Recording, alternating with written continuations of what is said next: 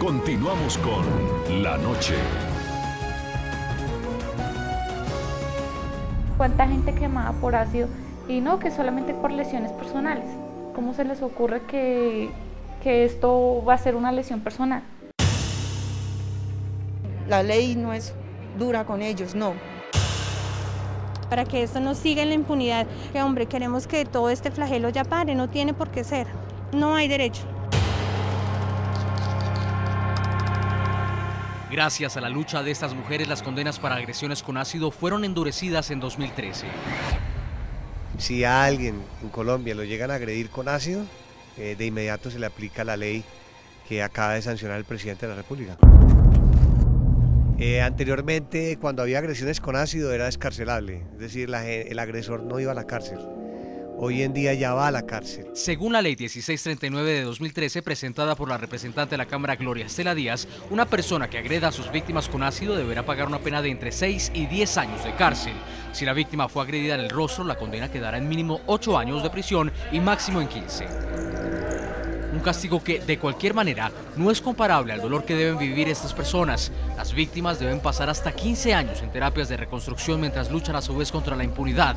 Por eso piden que la agresión sea considerada tentativa de homicidio y que sea castigada como tal. Sin embargo, el Código Penal colombiano sigue considerando esos ataques como lesiones personales. La legislación contempla este hecho como lesiones personales agravadas por la desfiguración facial permanente. Para algunos juristas, lo más preocupante no son necesariamente las penas que se imponen a los ataques con ácido, sino las reducciones por las que los agresores terminan pagando condenas realmente irrisorias. Es decir, que esa pena que inicialmente podía ser de 8 años, en la práctica se vuelve una pena de 1 año y unos pocos meses de prisión.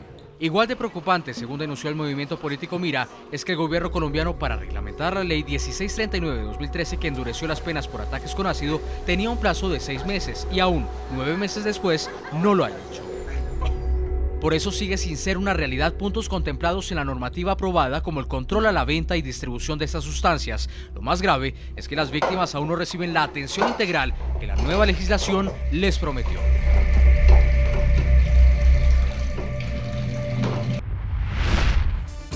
Doctora Gloria Estela Díaz, congresista colombiana, coautora de la ley 1639 del año 2013, que regula los ataques con ácido, aumenta las penas. Qué gusto tenerla en el programa La Noche, doctora Gloria Estela, y le comienzo preguntando directamente, ¿en qué está la ley en Colombia? Usted promovió una ley, logró que sus colegas del Congreso la aprobaran, pero en este momento no se está ejecutando. ¿Por qué?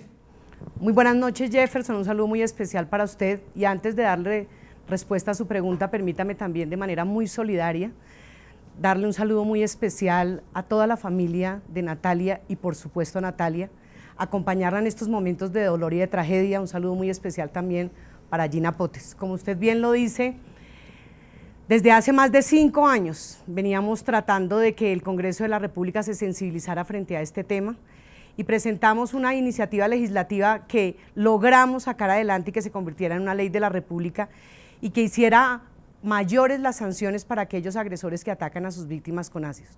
Tenemos un sinsabor muy grande, porque a pesar de que logramos que esta ley llegara a Colombia y se implemente, hubiéramos querido que las penas fueran muchísimo mayores. Le pedimos al Congreso de la República y al Gobierno Nacional que este delito se calificara como un delito autónomo. Quisimos incluso elevarlo a la categoría de un delito de lesa humanidad y no fue posible. El gobierno se opuso por la crisis penitenciaria y carcelaria que hay a que fuera un delito autónomo con el cual hubiéramos podido lograr penas hasta de 30 años y más. Pero no puedo por eso dejar de desconocer que fue un gran avance lo que hicimos con la ley 1639. Aun cuando sigue siendo calificado como una lesión personal, los agresores que atacan a sus víctimas con ácido se van a ver enfrentados a penas que van desde los 8 a los 15 años. Quiere decir esto, que esos agresores ya no van a contar como en la legislación anterior con el beneficio de la casa por cárcel, no van a tener rebajas en la pena o descuentos en ella por buen comportamiento o por trabajo al interior del centro penitenciario. Se eliminaron todos los subrogados penales. En eso tuvimos un avance. ¿Qué le falta a la ley para que después de la reglamentación se convierta en una realidad y le otorgue beneficios a las víctimas de ataques con ácidos?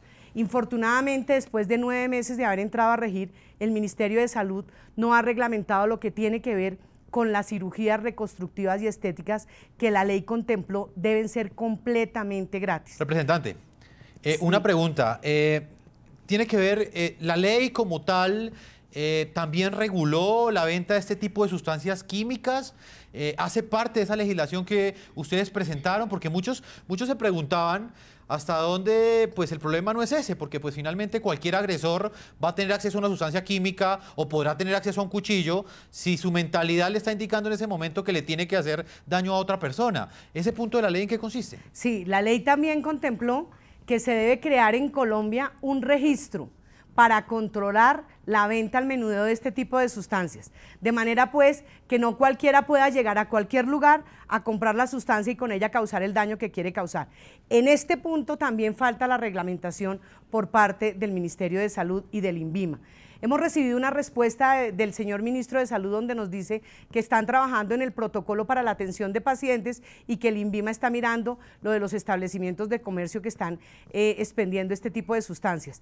Hemos hecho hoy en una audiencia pública que coincide con este tema y con esta tragedia un exigente llamado al Ministerio de Salud para que de manera inmediata se reglamente la ley.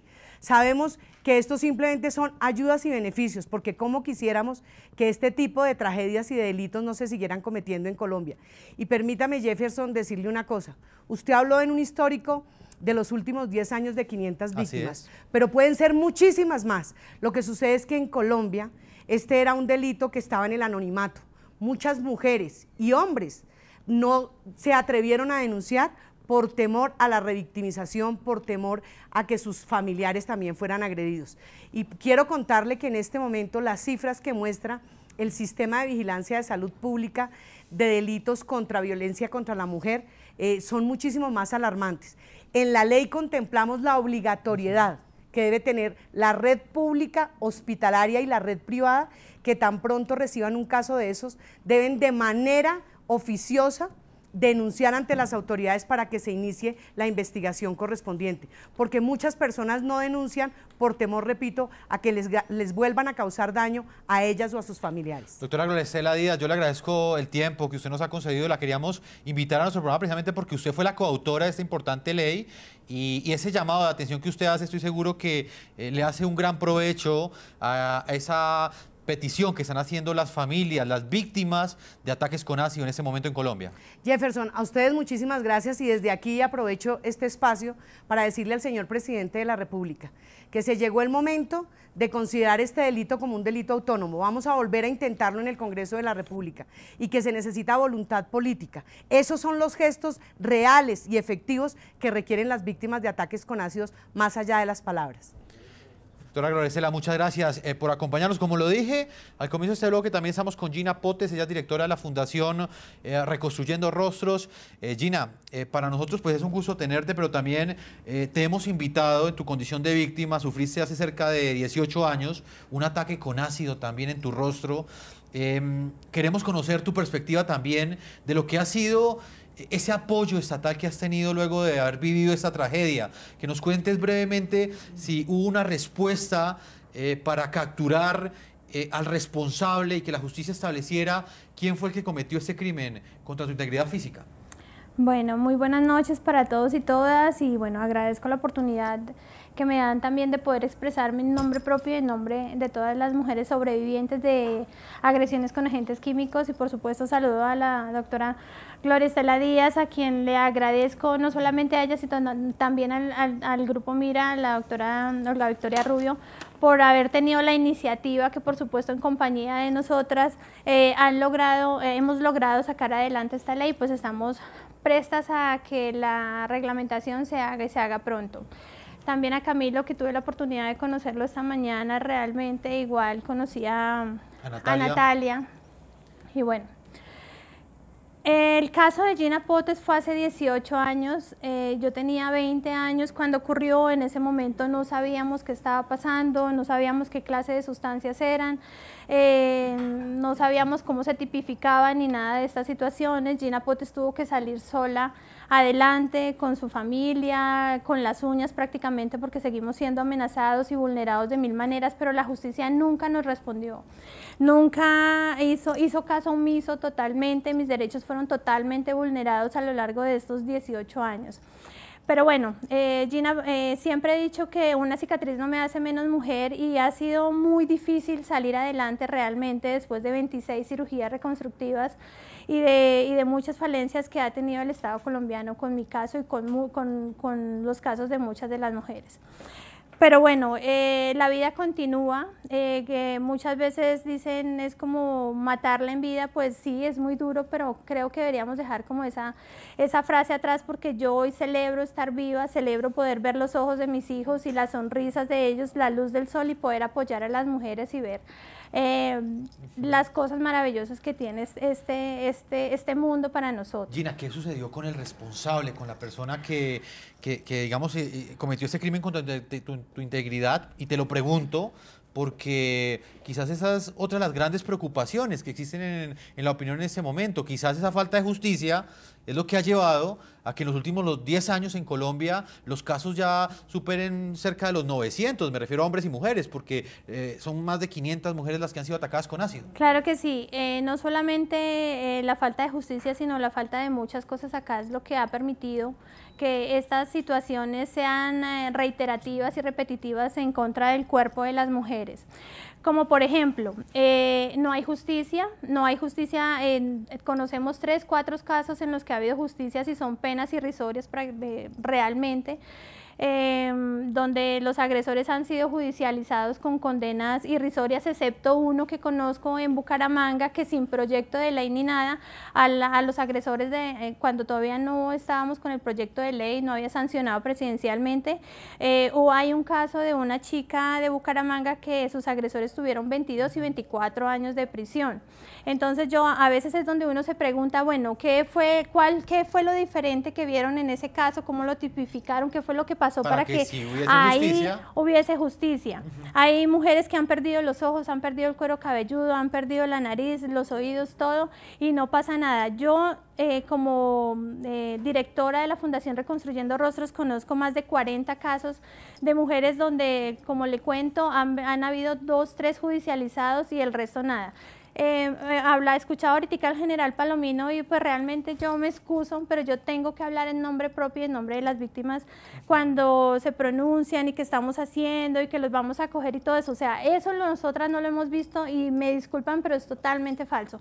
Aquí hace falta voluntad política, aquí hace falta voluntad de la policía, aquí esto tiene que ver con la policía, con fiscalía, con medicina legal, con los medios de comunicación. Esto es algo que nos atañe a todos y a mí me parece, y hablo en nombre de todas las víctimas, es una falta de respeto como se han venido manejando los temas, como se ha venido abordando el tema de las agresiones con agentes químicos, el vocabulario que estamos utilizando, porque no sabemos qué clase de personas enfermas están detrás de una pantalla, de un televisor, mirando y escuchando y teniendo ideas. Es como si los estuviéramos reeducando de cómo puedes ir a agredir a una mujer. Eso es muy importante lo que estás planteando, Gina, y por esa razón te hemos invitado no solamente tu condición de víctima, sino porque lideras a un grupo de mujeres que han dado la cara y también han querido expresar ante los medios de comunicación qué es lo que está sucediendo con ustedes. Gina, rápidamente antes de irme a este corte comercial, anímicamente, ¿cómo están tus compañeras? Vemos que tú eres una mujer que ha logrado superar este impasse de la vida, pero el resto de las mujeres, ¿qué sucede con ellas? Esto no se supera,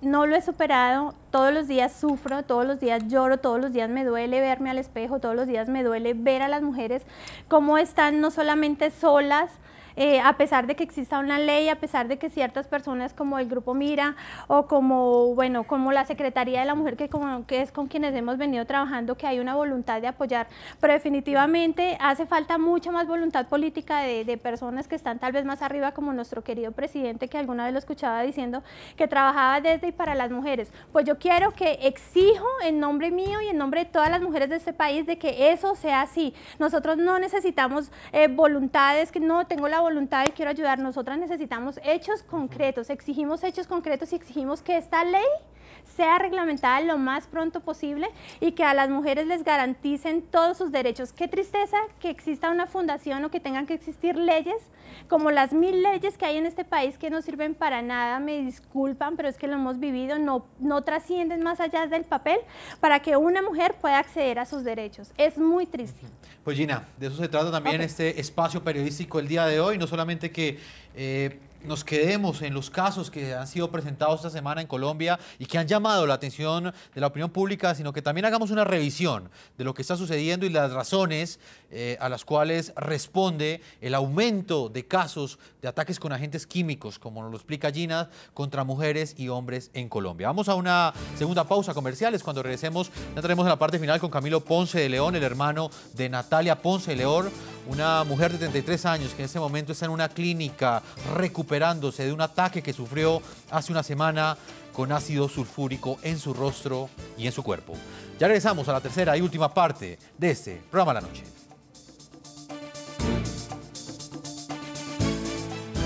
Ya regresamos con La Noche.